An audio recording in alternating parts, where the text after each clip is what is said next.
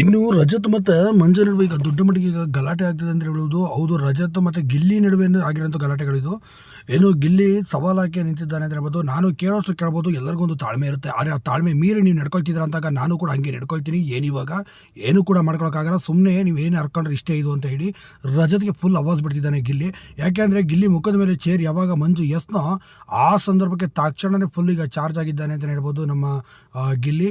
ಆದರೆ ಗಿಲ್ಲಿಗಂತೂ ಮೇಯ್ಸೋಕ್ಕೆ ಯಾವುದೇ ಕಾರಣಕ್ಕೂ ಸಾಧ್ಯ ಇಲ್ಲ. ಮಂಜ ಇದ್ದವರು ಹೇಳ್ತಾನೆ, ನಿನಗೆ ಇನ್ನೂ ಮೇಯ್ಸೋದು ಹೇಗೆ ಅಂತ ನಾನು ತೋರಿಸ್ತೀನಿ ಕಣಲ್ಲಿ, ಅವಾಗ ನಿಂಗೆ ಗೊತ್ತಾಗುತ್ತೆ ನಿನಗೆ ಅಂತ ಹೇಳಿ ಹೇಳೋದಕ್ಕೆ, ನೀನು ನನಗೆ ಮೇಯ್ಸೋಕ್ಕಲ್ಲ, ನಿನ್ನ ಕೈಲಿ ಏನೂ ಮಾಡೋಕ್ಕಾಗಲ್ಲ ಅನ್ನೋದನ್ನು ಟಾಸ್ಕ್ ಮುಗಿಲಿ ಅಂತ ಅಷ್ಟೇ ಕಾಯ್ತಿದ್ದ. ಟಾಸ್ಕ್ ಮುಗಿತಿದ್ದಂಗೆ ತಕ್ಷಣ ಯಾವಾಗ ಮುಗೀತೋ ಆ ಸಂದರ್ಭಕ್ಕೆ ಅದೇ ಚೇರ್ನ ತೆಗೆದು ಮಕ್ಕದ ಮೇಲೆ ಹೊಡಿತಾನೆ. ನನಗೆ ಇದು ಹೊಡೆದಾಕಿದ್ದಕ್ಕೆ ಬೇಕಾ, ನಾನು ಏನು ಬೇಕಾ ಶಿಕ್ಷೆ ನಾನು ಒಬ್ಬನೇ ಅನುಭವಿಸ್ತೀನಿ.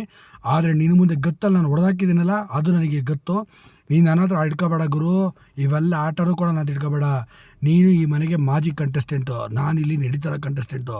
ನೀನು ನನ್ನ ಮನೆಗೆ ಗೆಸ್ಟ್ ಥರ ಬಂದ ತಿಂದ ಓದ ಅನ್ನಂಗಿರಬೇಕು. ಅದನ್ನು ಬಿಟ್ಬಿಟ್ಟು ಗಾಂಚಿಲಿ ಆಡಿದ್ರೆ ಕೇಳ್ಬಿಡ್ತೀನಿ ಅಂತಿದ್ದಂಗೆ ರಜತ್ ಬಂದಿದ್ದೆ ಹಿಡ್ಕೊಂಡು ಎದೆ ಹಿಡ್ದೆ ನೂಕ್ಬಿಟ್ಟಿದ್ದಾನೆ ಗಿಲ್ಲಿಗೆ.